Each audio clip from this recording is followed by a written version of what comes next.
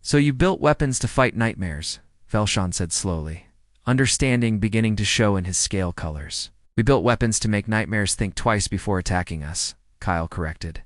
The Kryn hegemony has fought 3 major wars and won all of them. You're famous for your military victories. But tell me how many of those wars were total wars? Wars where losing meant complete extinction. Velshan thought about this. None, he admitted. Our wars were about conquest or defense. We fought to win territory or protect our borders, but never for pure survival. Never with the knowledge that losing meant our entire species would cease to exist. Humanity has fought dozens of total wars, Kyle explained. Wars where losing meant the end of nations, cultures, entire ways of life. We learned to fight like cornered animals because we were cornered animals over and over throughout our history. And when we finally reached the stars, we brought that survival instinct with us. We brought our fear and our preparation. Da-da-da-da-da-da-da. One of Velshan's team members, a tactical analyst named Jexel, spoke up. But your species has only been traveling in space for 40 years. How did you develop such advanced weapons so quickly? Technology like causality manipulation should take thousands of years to develop. Annie smiled, but it was a sad smile. Because we didn't start from scratch when we reached space? Every weapon you saw has roots in theories we developed in the 20th and 21st centuries. When we still lived on just one planet, we had designs for nuclear weapons before we had computers. We theorized about quantum mechanics while still using telegraph wires to communicate. We dreamed up antimatter bombs, reality manipulation, dimensional weapons. All while we were still learning to fly primitive aircraft. Why? Jexel asked. Why think about such weapons when you couldn't even leave your planet? Because we were thinking about how to kill each other more efficiently, Kyle said bluntly. We weren't thinking about aliens or space wars. We were thinking about how to defeat other humans. Nation against nation, ideology against ideology. We spent centuries developing better and better ways to destroy ourselves. When we finally stopped fighting each other and unified, we had centuries of weapons research already completed. We just had to build it. Velshan shook his head slowly. Your species is terrifying. Not because you're evil or cruel, but because you think about warfare the way other species think about art or philosophy. It's woven into your culture. Yes, Kyle agreed. And that's exactly why you should accept our defensive classification and work with us instead of against us. Because we understand war better than species that have been peaceful for thousands of years. We know what it looks like. We know what it costs. And we know how to win it if we have no other choice. The room fell silent for a long moment. Finally, Velshan spoke again. The Council will ask me to make a recommendation. Many species will want me to recommend restrictions on humanity. Sanctions, monitoring, maybe even military containment. They're afraid of what you might do with these weapons. And what will you recommend? Kyle asked. Velshan's scale slowly changed to a deep, respectful blue.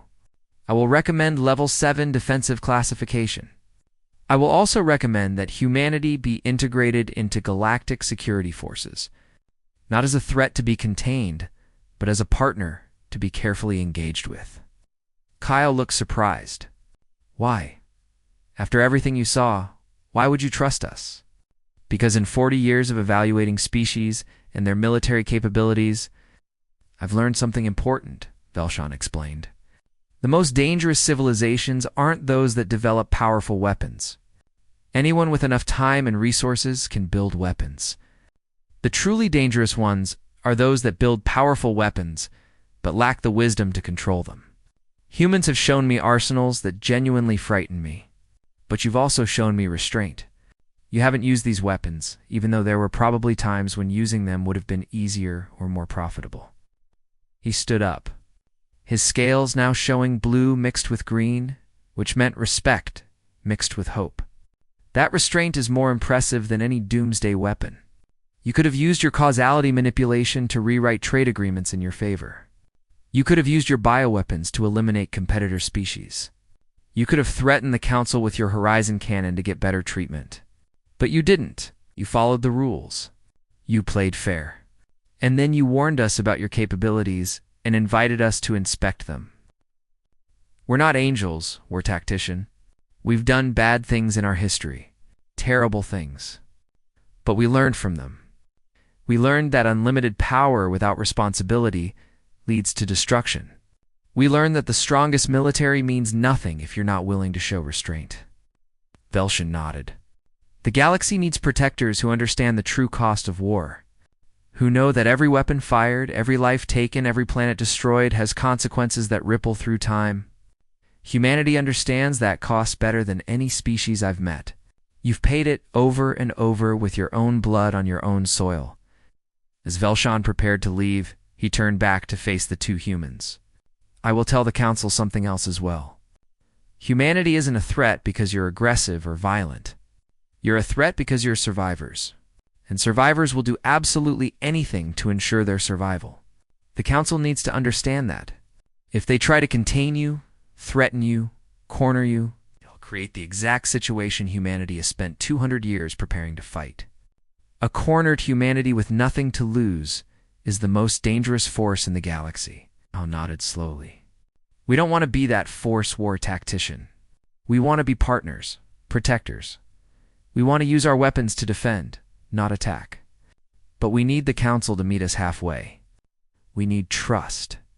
Trust is earned, Velshan said. You've started earning it today. Now, we'll see if the Council is wise enough to accept it. After Velshan left, Danny and Kyle sat in silence for a while. Finally, Danny spoke. Do you think they'll accept his recommendation? Or will they try to sanction us? Kyle stared at the wall, thinking, some will accept it. The military minds, the ones who've actually fought wars, they'll understand. But the politicians, the idealists who think peace is the natural state of the universe, they'll push for restrictions. They'll see our weapons and think we're one bad day away from becoming galactic villains. Maybe we are, Danny said quietly. Maybe Kyle agreed. But we're also one bad day away from saving the galaxy from something it's not prepared to fight. That's the gamble the Council has to make. Do they trust that we'll use our weapons only when necessary? Or do they assume we'll use them the first chance we get? Danny stood up and walked to the window, looking out at the stars. We've given them everything, shown them every secret, laid bare every weapon system. If they still don't trust us after that, then maybe we're not meant to be part of the galactic community. Then we'll stand alone, Kyle said, like we always have. Earth against the universe. Humans doing what humans do best, surviving against impossible odds. Let's hope it doesn't come to that, Danny replied. Let's hope, Kyle agreed. But both of them knew that hope was just another word for preparation. And humans were very, very good at preparing for the worst. 6 weeks passed after the inspection ended. During that time, the Galactic Council argued and debated behind closed doors. Some members wanted to punish humanity for developing such dangerous weapons. Others wanted to study human technology. A few wise voices argued for acceptance and integration. The debate was so intense that the Council called for a full session, requiring every member species to send their highest representatives. The chamber was packed when the day finally came. Beings from every corner of the galaxy filled the seats, and the air felt heavy with anticipation. This wasn't just about humanity's defensive classification anymore. It was about how the galaxy would treat a species that thought differently about security and survival. Ambassador. Kyle Harrison stood once again at the human delegation podium. Captain Danny Morris and Dr. Lisa Grant stood beside him. Across the vast chamber, war tactician Velshan waited to deliver his report. His scales were a formal blue-gray, the color of official duty. Council Speaker Jathan called the session to order. Her crystalline form caught the light and scattered it in serious patterns across the chamber walls. We gathered today to hear the findings of the survey delegation to Earth. War tactician Velshan of the Kryn hegemony. Please present your report. Velshan walked to the central platform. Every eye, sensor, and awareness in the room focused on him. Honored council members, he began, his voice steady. I have completed the most disturbing weapons assessment of my entire career. A wave of whispers spread through the chamber. Velshan continued, I have witnessed weapons that violate our understanding of ethical warfare. I have seen technologies that could end not just civilizations, but reality itself. The human species has created arsenals that, in the wrong hands, could threaten every living being in this galaxy. The chamber erupted. Several delegates immediately called for sanctions, quarantine, even military action against Earth. Some demanded that humanity be expelled from the Council. Others wanted human technology seized and destroyed. Kyle remained perfectly still, his face showing no emotion, though his heart was racing. Gathana's voice rang out like a bell, silencing the chaos. War Tactician Velshan, what is your official recommendation to this council? Velshan's scales shifted, moving through a complex pattern of colors. Respect, fear, and something else. Hope. I recommend that humanity be granted Level 7 defensive classification immediately. Furthermore, I recommend the immediate integration of human defense specialists into Council security forces at the highest levels. And I propose something that has never been done before in Council history. I propose that humanity be offered a permanent seat on the Security Subcommittee, with full voting rights. The silence that followed was absolute. No one moved. No one spoke. The idea was unthinkable. A species that had been in the Council for barely a few years, being given one of the most powerful positions in galactic security? Finally, the Vraxian ambassador Vexal broke the silence. His mandibles clicked with disbelief. You recommend promoting them? After witnessing the horrors they've built? You want to give them more power?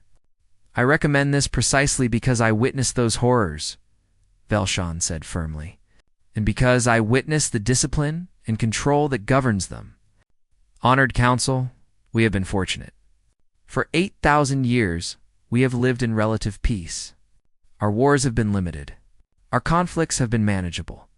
We have forgotten what total war truly means, what desperation looks like, what extinction feels like when it breathes down your neck. Humanity has not forgotten. They remember, and that memory, terrible as it is, makes them invaluable to galactic security. He activated holographic displays showing human defensive installations. Every weapon they showed us has multiple kill switches. Every bioweapon has a corresponding cure. Every doomsday device has safeguards requiring authorization from multiple independent sources. They have built the capacity for mutual destruction on a scale we can barely comprehend. But they have also built the wisdom, the procedures, and the restraint to never use these weapons unless faced with absolute extinction. A new voice entered the debate. Admiral Kessler of the Pelthan Dominion, one of the oldest and most respected military powers in the Council, spoke from her seat. Her species had been spacefaring for over 6,000 years. War Tactician Velshan makes compelling arguments. But I have a question for the humans directly. Why should we trust you? You have shown us weapons that prove you could destroy us all. Why shouldn't we destroy you first before you become a threat? The chamber fell silent again, every being waiting for Kyle's answer. This was the moment that would decide everything. Kyle took a slow, deep breath. Admiral Kessler, with respect, I think you're asking the wrong question. The question isn't why you should trust us. The question is, what happens if you don't? He activated his own holographic display, showing Earth's defensive networks in detail. We didn't build these weapons to threaten the galaxy. We built them because we know what's out there in the dark spaces between stars. In our 40 years of space travel, we have encountered 3 distinct species that don't respond to Council authority. 3 species that view your peaceful intentions as weakness to be exploited. We've fought off raiders who attacked our colony worlds. We've defended shipping lanes that your peacekeepers couldn't reach in time. We've protected smaller species that didn't have the military strength to protect themselves. Danny stepped forward. The Council sees us as paranoid. Maybe we are. But that paranoia kept humanity alive for millions of years on a planet where everything wanted to eat us. And now that we're part of a larger community, that same paranoia makes us the best early warning system you could possibly have. We see threats before they become disasters. We prepare for scenarios that other species dismiss as impossible. We think about the unthinkable, so you don't have to. Dr. Lisa Grant added her voice. We've also done something unprecedented. We've shared our defensive technology data completely with the survey team. Every weapon system, every countermeasure, every contingency protocol. We're not hiding anything. If the Council wants to understand how to defend against the threats we've prepared for, we're willing to teach you. We want to help you protect yourselves. Dexel clicked thoughtfully. You would share your weapons technology with us? Not weapons, Kyle corrected firmly. Defenses.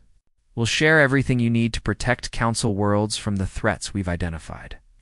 But the offensive capabilities, the weapons that could crack planets or unmake reality, stay under Earth's control. Call it insurance. Call it deterrence. Call it whatever you want.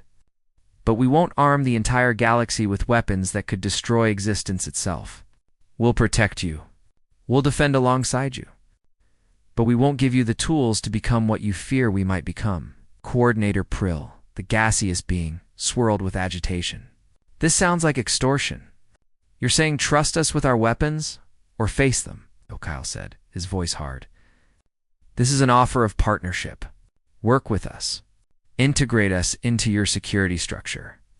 Give us a stake in galactic peace, and you'll gain allies who understand warfare in ways you've forgotten.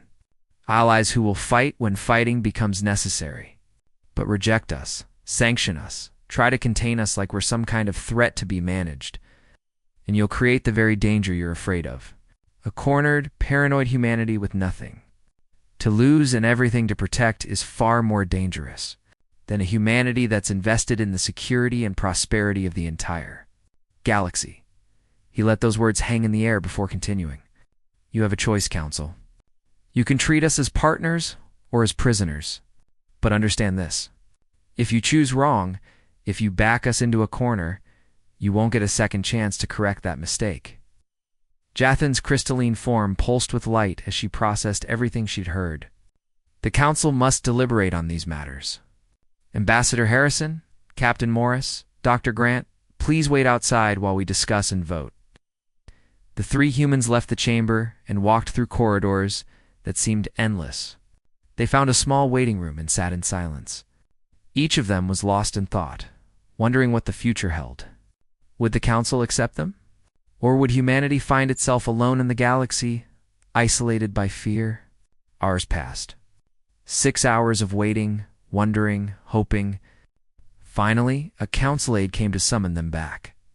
The chamber had changed. The earlier hostility was gone, replaced by something more complicated. Wariness mixed with acceptance. Fear balanced with respect. Jathan spoke, and her crystalline voice carried the weight of official decree. The Galactic Council has reached its decision. After extensive deliberation and voting, humanity is hereby granted Level 7 defensive classification. Effective immediately. Kyle felt tension drained from his shoulders. But Jathan wasn't finished. Furthermore, Earth is designated a protected strategic asset of the Council. No member species may take aggressive military action against humanity without unanimous Council approval, which, given our structure, effectively makes such action impossible. Relief flooded through Kyle. But he kept his expression neutral, waiting for the rest.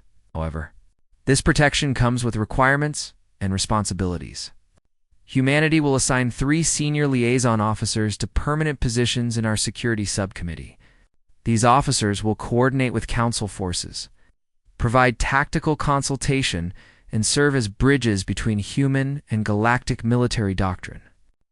Additionally, Earth will submit to annual inspections to ensure that no new weapon systems have been developed without prior Council notification and approval. Danny spoke up. And our existing offensive capabilities? The weapons we've already built? Jathan's tone became grave. Those remain under human control as you requested. But understand this clearly. Should humanity ever deploy these weapon systems without explicit Council approval and authorization, Earth will be immediately expelled from the Council.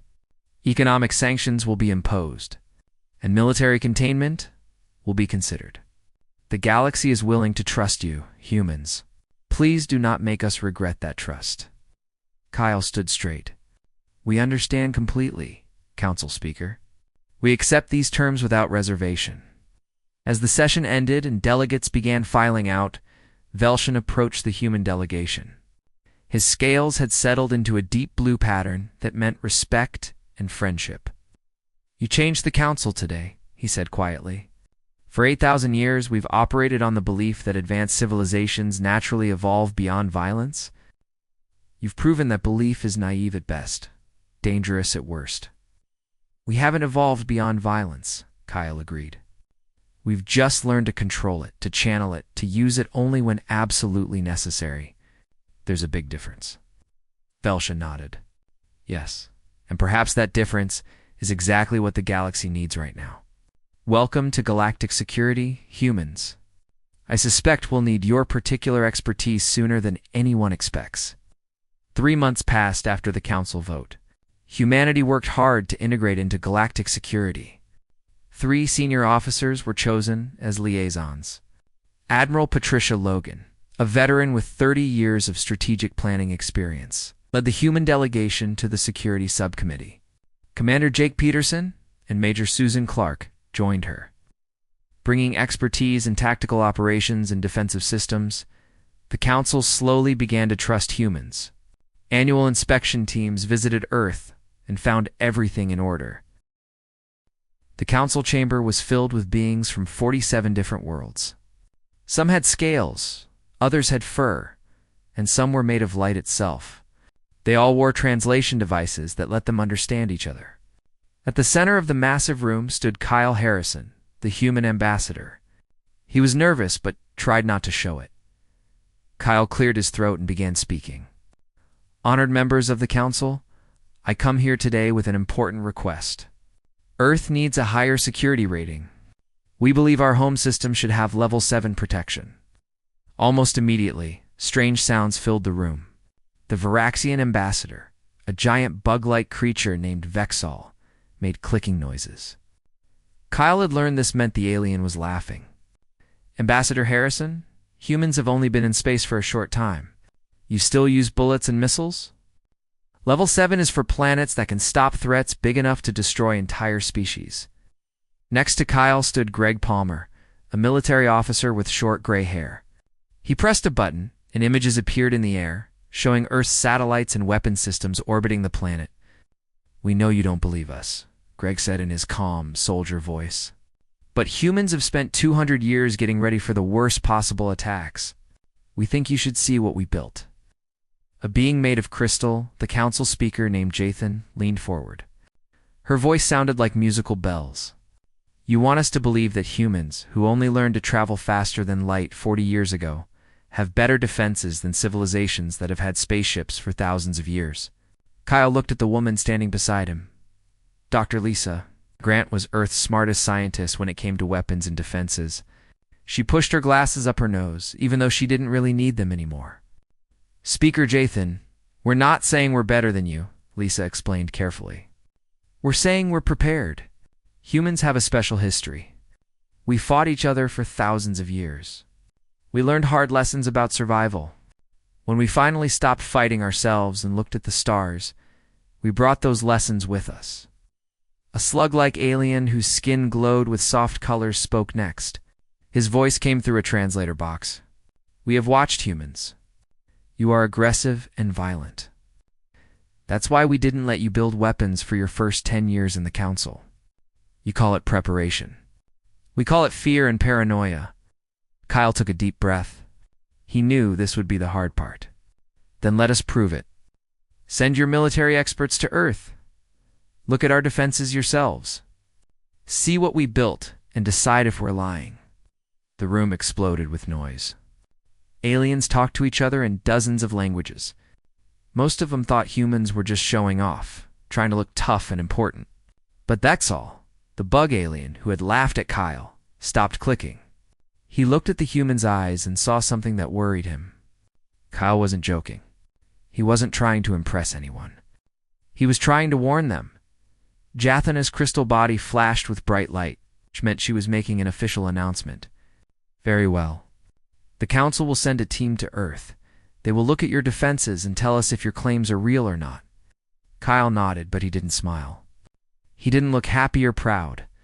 He looked like someone who just delivered bad news that nobody wanted to hear.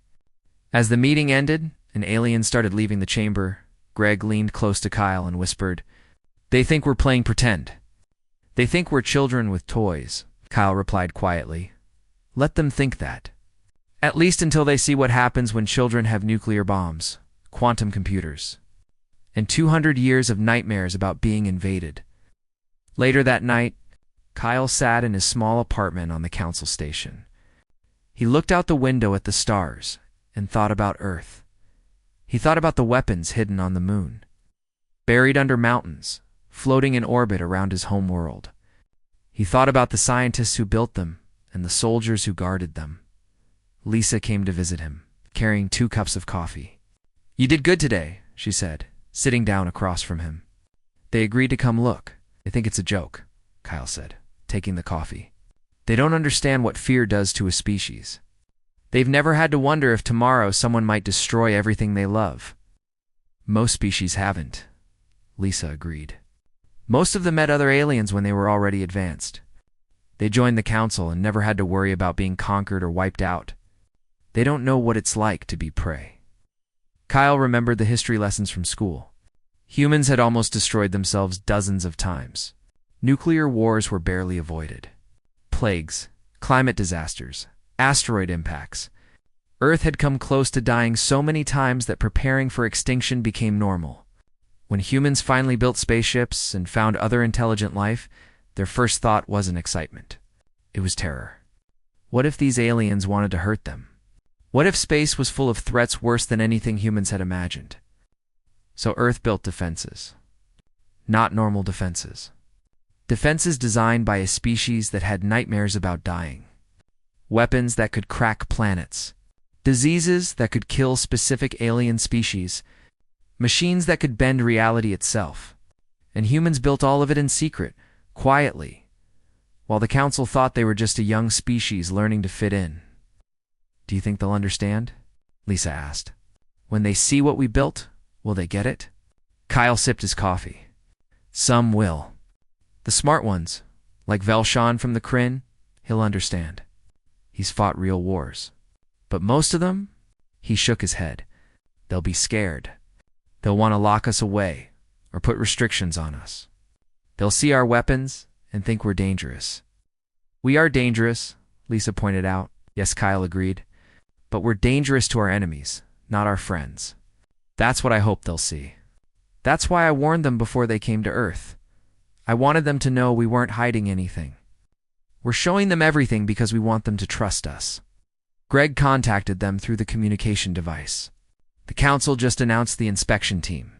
12 species, led by war tactician Velshan. They'll arrive at Earth in 3 weeks. Kyle and Lisa looked at each other. 3 weeks until the galaxy saw what humans were really capable of. 3 weeks until everything changed. "Tell Earth to get ready," Kyle said into the communicator. "Full disclosure. Show them everything. Every weapon, every defense, every nightmare we built. Let them see what happens when a species refuses to die quietly." As Greg confirmed and ended the call, Kyle looked back at the stars. Somewhere out there, Earth was waiting. His home planet covered in weapons that could end civilizations. Protected by humans who loved peace but prepared for war. Defended by people who hoped for the best, but always planned for the worst. The council was about to learn that humans didn't laugh at danger. They built bigger guns and waited for danger to come knocking. The council ship appeared near Earth's moon 3 weeks later. It was called the Harmonious Endeavor, and it carried 12 military experts from different alien species. Leading them was Velashan, a reptile-like creature whose skin changed colors based on his mood. Right now, his scales were blue-gray, which meant he was skeptical and didn't believe what humans had told the council. Danny. Morris waited for them at Luna Station, the biggest human military base built on the moon. Danny was young for a commander, only 35 years old, but his eyes looked older. He had spent years running combat simulations, preparing for wars that might never happen. Those simulations had aged him in ways that didn't show on his face. "Welcome to Luna Station," Danny said, holding out his hand. Velshan looked at the hand for a moment before shaking it. His scales were still that doubtful blue-gray color. Captain Morris, Velshan replied through his translator device. We are here to check the claims you made. Claims that we find very hard to believe. Please show us these defenses that you think deserve level 7 rating. Danny smiled, but it wasn't a happy smile. Of course. But first you need to sign some papers. And you'll need to wear neural dampeners for parts of the tour. The aliens immediately started arguing. A being made of gas inside a clear suit asked, neural dampeners. That violates council rules for inspections. It's required for certain areas, Danny explained. Some of our weapons work on information. Just knowing about them can be dangerous. We'll remove the dampeners as soon as those sections are done. Your minds will be fine. Velshan's scales flickered with annoyance, turning slightly orange. This is strange and irregular. So are humans, Danny replied simply. You wanted to see our defenses. These are the rules. The aliens didn't like it, but they agreed. The tour started in the normal sections. Railguns that shot metal at incredible speeds. Lasers that could cut through ship armor. Missile launchers loaded with antimatter warheads. These weapons were impressive for humans, but the aliens had seen better technology. They had shields and disruption beams that were far more advanced. Then Danny took them deeper into Luna Station, down into sections that didn't appear on any public maps. The first real shock came at a place called Facility 17. It was buried 3 kilometers under the moon's surface. A woman named Dr. Helen Foster met them there. She was smiling, which made the aliens nervous. Why would someone smile in a weapons lab? Welcome to the Causality Lab, Helen said cheerfully. Causality? Velshan repeated the word carefully. You mean time weapons? Not exactly. Human advisors helped upgrade defensive systems on 12 different worlds. Slowly, carefully, a partnership was forming. But Velshan's words proved prophetic sooner than anyone expected. It started with distress signals from the outer colonies. Remote settlements on the edge of council space reported strange attacks. Ships appeared from nowhere, struck with devastating force, and vanished before defenses could respond. The attacks followed no pattern the council recognized. Civilian transports were destroyed. Mining stations went silent. Research outposts simply disappeared. Council peacekeepers responded but found nothing. No debris, no evidence. Just empty space where colonies had been. The attacks continued, growing bolder. Within 2 weeks, 15 settlements had been hit. Thousands of beings were dead or missing. The Security Subcommittee held an emergency session. Representatives from 20 different species crowded into the war room, studying tactical displays that showed the attack patterns. Admiral Patricia Logan stood among them, watching and listening as alien military officers argued about response strategies. We should increase patrols, suggested a Vraxian commander. More ships in the outer sectors. That hasn't worked, countered a Pelthan admiral. These attackers avoid our patrols completely. They strike where we aren't. Then we need better sensors, another voice called out. Patricia had been quiet, analyzing the data. Now she spoke up. It won't help. These attacks are using quantum displacement technology. The room fell silent. All eyes turned to the human admiral. What do you mean? Asked the subcommittee chair. Patricia pulled up holographic displays showing the attack data. Look at the pattern. No energy signatures before the attacks. No FTL wake trails. No residual radiation. The attackers aren't traveling through normal space.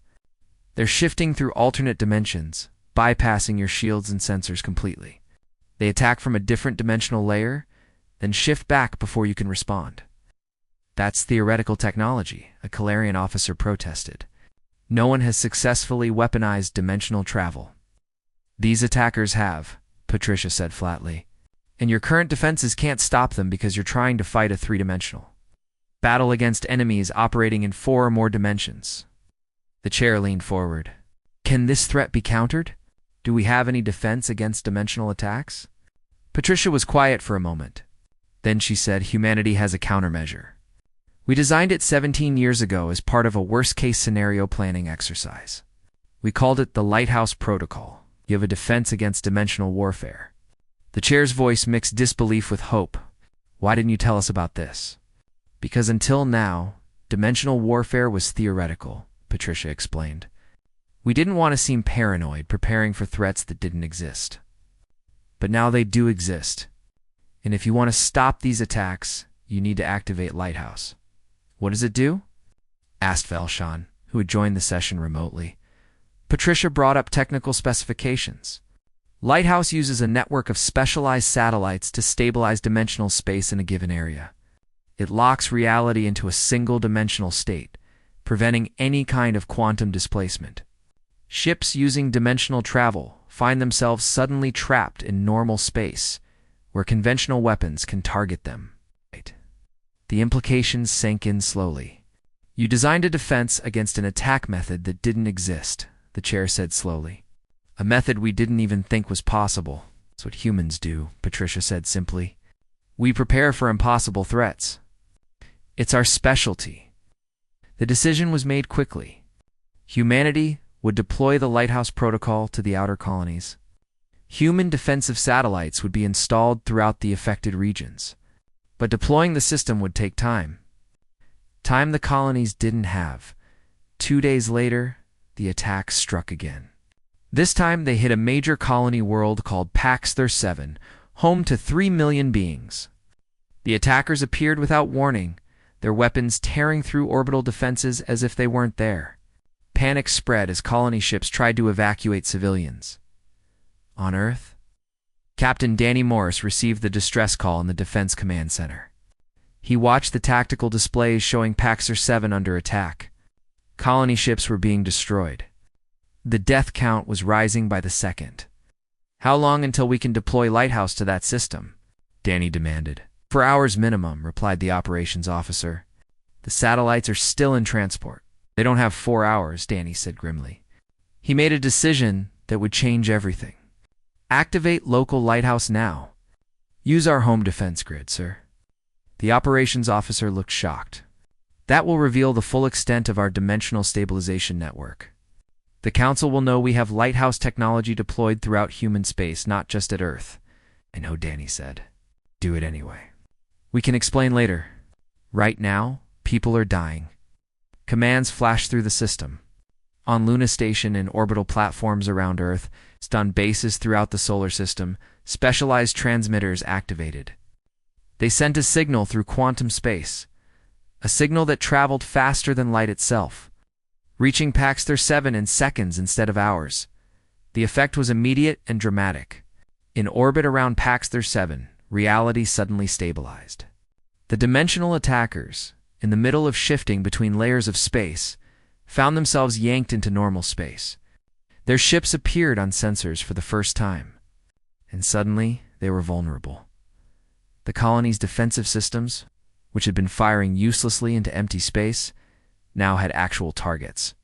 Energy weapons locked onto the attackers' ships. Missiles launched. Within minutes, 3 attacker vessels were destroyed. The remaining ships tried to flee, but without dimensional displacement, they couldn't escape. Council reinforcements arrived and captured 2 enemy ships intact in the Security Subcommittee war room. Everyone watched in amazement as the battle turned. The mysterious, unstoppable attackers had been defeated.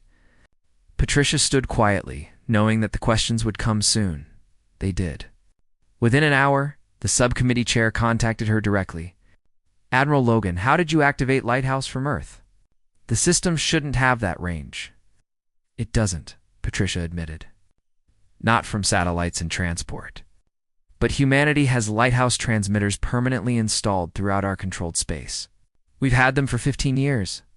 The silence on the other end was heavy with realization. Finally, the chair spoke. You've had dimensional stabilization technology deployed for 15 years. Around all your worlds? Yes, Patricia confirmed. It was part of our defensive planning. We theorized that if dimensional warfare was possible, someone would eventually develop it. So we prepared a counter-defense and deployed it quietly. This violates your agreement with the Council, the chair said, but there was no anger in the voice. Just weary acceptance. You were supposed to notify us of all defensive deployments. The agreement was signed 3 months ago, Patricia pointed out. Lighthouse was deployed 15 years ago. Before we joined the Council, before we knew you existed, we built it to protect ourselves, not to hide it from you. A new voice joined the conversation. Council Speaker Jathan. Admiral Logan, you saved 3 million lives today. You deployed a defensive system that the Council didn't know existed. Some members will be angry about this. They'll say you deceived us. And what do you say, Speaker? Patricia asked. Jathan was quiet for a moment. When she spoke, her crystalline voice carried something that might have been approval. I say that Velshan was right. Humanity prepares for threats that the rest of us can't even imagine. And today, that preparation saved millions of lives. The Council should be grateful, not angry. Over the next week, Lighthouse satellites were deployed throughout Council space. The dimensional attacks stopped completely. Analysis of the captured enemy ships revealed a hostile species from outside Council territory. Raiders who had developed dimensional travel and used it to prey on what they thought were defenseless colonies. With Lighthouse active, they were just another enemy using normal space technology. Council forces drove them back beyond the borders. The crisis ended. In the aftermath, the Security Subcommittee held another session. This time, there were no arguments or debates. Admiral Kessler, the Pelthan officer who had questioned humanity's trustworthiness, stood to speak. 3 months ago, I asked why we should trust humans, she said. I suggested we might need to destroy them before they became a threat. Today, I have my answer. We should trust them because when 3 million lives were at stake, they didn't hesitate. They revealed capabilities they could have kept hidden. They saved people who aren't even human, who live on worlds humanity has no claim to. They did this knowing it would cause political problems, knowing some of us would be angry about hidden defensive systems. She looked directly at Patricia through the video link. Admiral Logan, the Pelthan Dominion formally apologizes for doubting humanity's intentions. You have proven yourselves to be exactly what you claimed. Protectors, defenders, partners. Patricia nodded in acknowledgement. Admiral Kessler, humanity doesn't want thanks or apologies. We want what we've always wanted. To live in peace, to protect those who can't protect themselves, to make sure that when threats emerge from the dark, we're ready to face them. Velshan spoke next, his scales showing proud blue. The Council has learned an important lesson. Humanity's paranoia isn't a flaw. It's a feature, a survival trait that benefits everyone. When we dismissed their warnings, we laughed at their defensive classification request. We thought they were exaggerating. Now we know better. Council Speaker Jathan made an official announcement. Effective immediately, humanity's role in the Security Subcommittee is expanded. Human advisors will be integrated into defensive planning for all Council worlds. Furthermore, the annual inspection requirement is suspended. Humanity has proven they can be trusted with advanced defensive technology. Later that day, Kyle Harrison met with Danny Morris and Patricia Logan in a secure conference room on the Council station. They looked tired but satisfied. We did it, Kyle said. We proved ourselves. Got lucky, Danny corrected. If those raiders had waited another month, we might not have had Lighthouse ready. But we did have it ready, Patricia pointed out. Because we prepared for something that seemed impossible. That's the difference between humans and everyone else. We don't wait for threats to appear before thinking about solutions. Kyle looked out the window at the stars. Do you think they finally understand? That our weapons, our paranoia, our preparations, they're not about conquest or domination. Some do, Patricia said. The smart ones, like Velsian and Kessler. They get it. But there will always be species that fear us. That think we're too dangerous, too militaristic, too focused on war. Let them think that, Danny said. As long as they remember what happened at Paxthar 7, as long as they remember that when people were dying, humans were the ones who saved them. Kyle nodded. Velshan was right about something else too. He said the galaxy would need our expertise sooner than expected. This was just the first test. There will be others. Threats we haven't imagined yet, and we'll be ready for them, Patricia said with certainty. Because that's what humans do. We prepare, plan. We build defenses against nightmares. And when those nightmares become real, We're the ones standing between them and everyone else. Across the galaxy, on council worlds and human colonies, life returned to normal. But things had changed. Humanity was no longer the strange, paranoid species that built too many weapons. They were the guardians who saved millions, the protectors who prepared for impossible threats, and in the dark spaces between stars, in dimensions humans were already mapping and analyzing, other threats waited. Threats that didn't know yet that they would face a species that refused to be prey. A species that turned fear into preparation, paranoia into protection, and weapons into shields. The galaxy had stopped laughing at Earth's defenses. Now they were grateful those defenses existed, and humanity quietly continued doing what they'd always done. Watching the darkness, preparing for the worst, hoping for the best. And when the next threat emerged, as it inevitably would, the galaxy would know exactly who to call.